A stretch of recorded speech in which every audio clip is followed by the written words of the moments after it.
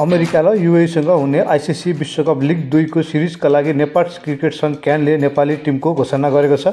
युएईमा हुने सिरिजका लागि रोहित कुमार पौडेलको कप्तानीमा 15 सदस्यीय टिमको घोषणा भएको छ।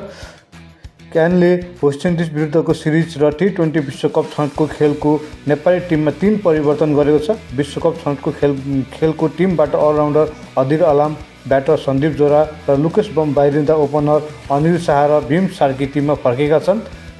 अनिल शाह नेपालको स्कटल्यान्ड भ्रमणको क्रममा घाइते भएपछि टिमबाट बाहिर थिए भने भीम सार्की नेपालको 1 दिवसीय टिमका लागि नियमित सदस्य हुन्।